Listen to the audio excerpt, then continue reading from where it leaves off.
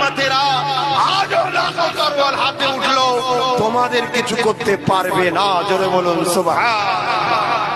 কিন্তু তোমাদের জীবনটা হবে কেমন? তোমার নেতা যেরকম ভাবে জীবন চালিয়েছে। তোমার নেতা কে? কথা বলছো না কেন? তোমার নেতা কে? তোমার নেতা চোর হবে?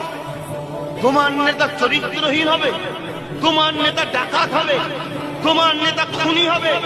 তোমার নেতা গরিব স্ত্রীকে বাড়িতে রেখে রাত্রে বারে আড্ডা দেয়, সে তোমার নেতা হবে? তুমি কলেমা পড়া মুসলমান, তুমি আল্লাহকে আল্লাহ বলেছো, নবীকে রসুল বলে মেনে নিয়েছো, তোমার নেতা হবার উপযুক্ত পৃথিবীতে দ্বিতীয় কেউ নেই, একজনই তোমার নেতা হবার উপযুক্ত, তিনি হলেন মুস্তাফা জানে রহমত সাল্লাল্লাহু আলাইহি ওয়াসাল্লাম। জোরে বলুন সুবহানাল্লাহ। তিনাকে যদি নেতা বলে মানো, তাহলে তোমার নেতার মতো তোমাকে চলতে হবে।